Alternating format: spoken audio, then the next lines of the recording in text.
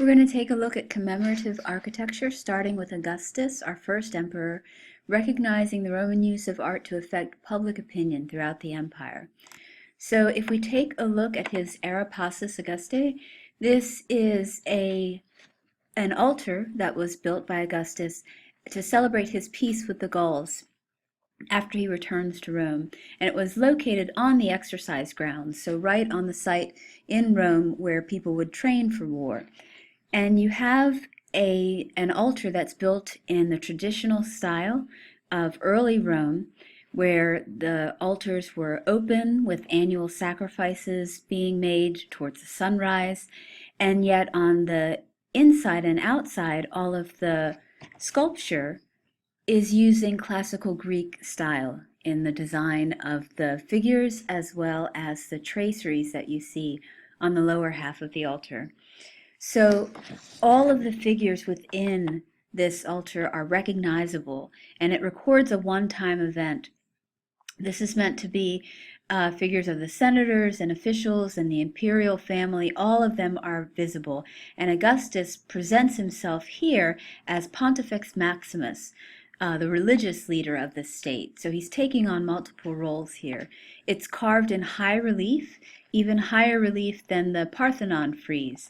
And this adds to the desire that they had for spatial illusion in their artwork. It was made from Italian marble from a new quarry at Carrara that they had discovered. So one of the things going on in society at this time was extravagance and adultery, with the upper classes finding less interest in marriage.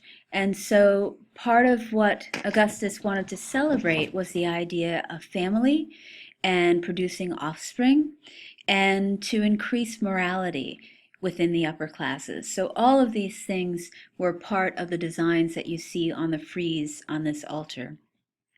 He wanted to enact laws to encourage marriage and having children, and he even established adultery as a crime. In this image, you are looking at a goddess that may be Mother Earth or peace, and she is there representing the fruits of the Augustan peace. So a very bountiful earth and peaceable animals. And on either side of her are two personifications of breezes. So all of the children here are very naturalistic, and they interact with all of the figures in a very natural way. And with the procession of the imperial family, you see things like isocephaly, you see the design in classical Greek style of the drapery, mild expressions on the faces of the people in the procession. And again, this is something that was meant to set a moral example. So the children act like children, they twist and turn and interact with each other and their parents. And this frieze went along with laws like this that were enacted at the same time. So men were required to marry in order to produce children. Augustus himself married and divorced several times before he finally married Livia, who is dedicated here in this altar. And he then would adopt the daughter of her previous marriage just before he told her to get divorced in order that he could marry her. And he adopted that daughter, who would be his only child. They had no children of their own. He put heavier taxes on unmarried men and women, and he even initiated a law that an adoptive or natural father was permitted to kill with his own hands an adulterer caught in the act with his daughter in his own house or in that of his son-in-law. So when his only daughter Julia was found guilty of adultery, he ended up having her banished to an island. This is a bit of history of the starting of Augustus's rule and a major commemorative monument that he constructed. Our next monument is the Column of Trajan, and this was to record the campaigns against the Dacians, which is modern-day Romania, and it was the most major event of Trajan's rule. So brought back a great deal of wealth to Rome, And this idea for this column was meant to celebrate all of these military campaigns. So today, when you look at it, it's topped by St. Peter. This is not how it originally was designed. It would have been topped by Trajan at once in a bronze figure, but now the figure that you see is St. Peter, done during the time of the Renaissance. It is also flanked, or was originally flanked, by 2 libraries, and the podium at the base holds Trajan's ashes. So the whole thing is a spiral frieze that wraps 625 feet from bottom to top all around this entire column, made by a series of marble drums joined together. And there is some debate as to how it may have looked at one time, how it may have been constructed, but this kind of gives you a feeling for how it once would have been completely painted and surrounded by people who would come and view this column, trying to look at all of the details bottom to top by being even lowered in a basket that allowed them to view all of the details at the upper part of the column. 150 episodes of the 2 campaigns that he had against the Dacians in fairly low relief, but also good detail.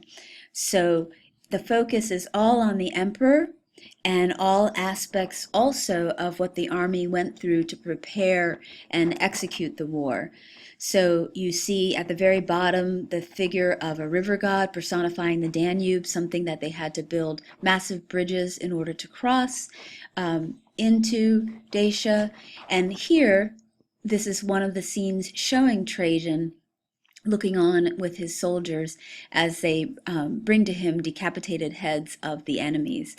So not a single slain Roman soldier on any of this column at all. And this column stands in the Forum of Trajan. So at one time, this was the grandness of the Forum that Trajan built. It's nearly twice the size of the old Forum of Augustus, and he had also a market complex next door. And this too was part of the glorification of his war with the Dacians. Again, lots of wealth brought back to Rome from these campaigns, and that paid for these buildings. His architect was also his chief military engineer, so you can see the close connections between people who served for him in the military and how they would honor him on his return to Rome. So one small change here was to have a basilica on an open square instead of having a temple as part of the forum. And so this is the massive basilica that you see built by Trajan, and then in the back here is the temple. That's where it's located. This is the column that we were just looking at a moment ago. And then statues of captured Dacians were in the forum, all in sculptures that also stood to record his campaigns. And to give you a glimpse of what it might have looked like in its day, there's a color rendering of a close-up of the forum. Lastly, we'll look at 2 arches. The triumphal arch was an innovation that was used to celebrate military exploits. So usually standing alone. And the first one that we're looking at here is the Arch of Titus. And it was built by his brother Domitian, and it's located on the road that leads into the Roman Forum. So after the death of Titus, he built this column to honor his battles, his time as the emperor, and also because he became deified after his death. So the earliest arches would usually be a simple block with 1 or 3 arches, and you have pilasters here, and a pilaster is a column that is not separated but still attached to the wall. So pilasters that support this block and entablature up above, along with an attic. That's the low story that you see just above the main entablature that would have inscriptions or sculptures. And this has composite columns. So the columns that you're looking at are Roman columns with a combination of Corinthian and Ionic details on the capitals.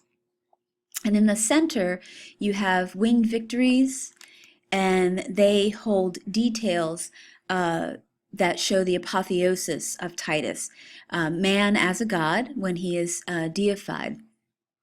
This is a detail within, celebrating his spoils of Jerusalem. So these are Titus and his soldiers taking the booty from war. You can see them carrying the sacred menorah here. Titus, although within Rome this was a massive victory for them, it's historical. We know from the writings of Josephus, he was a Jewish soldier and historian, and he was captured, but then his life was spared. And in the end, he writes this history of the Jewish people and the 60 years after the battle with the Romans. And here you have all of his soldiers, details of the booty. You can see how high relief the details are carved in the arch, and you can see the scale of the relief, almost 8 feet in height. This is on another detail within the relief at the Arch of Titus, and it's allegorical. It's showing Titus riding with victory, so that's the personification of a god, traveling with him, and he is being carried into Rome by a quadriga. The quadriga was a chariot, a special chariot that was used for a Roman triumph, and you only get to have a triumph at the end of a great battle, and so here he is being carried by this 4-horse chariot as he rides into victory after the battle in Jerusalem.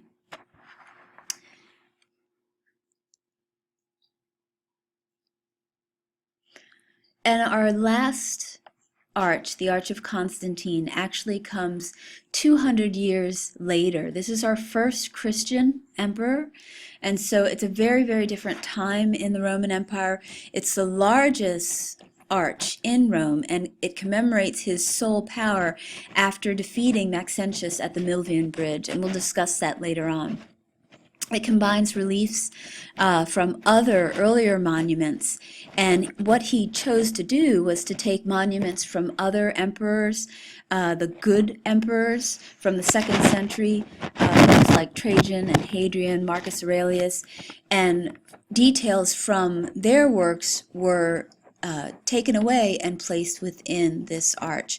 So this spolia becomes part of Constantine's narrative. One of the things that you see in this is less detail, relief that's more shallow, forms not fully modeled. There's not quite the same naturalism that we had earlier in the empire. And again, it has to do with the decline in creativity that you have in the empire at this time, especially as we move towards the Middle Ages and the art that we're going to see coming up in the next chapter. So this, at the very bottom, shows Constantine in the center, and he's got Hadrian and Marcus Aurelius on either side of him. Again, this association with emperors of the past. Stubbier proportions as far as the figures, with big heads and again, things that are less realistic, less naturalistic than what we've seen in the past. And the spolia above, again, just showing riders attacking a boar, and on this side, worshippers before the altar of Apollo, things that he could borrow that could make connections with his rule and the rule of previous leaders. And in our next video, we'll take a look at some of the sculpture.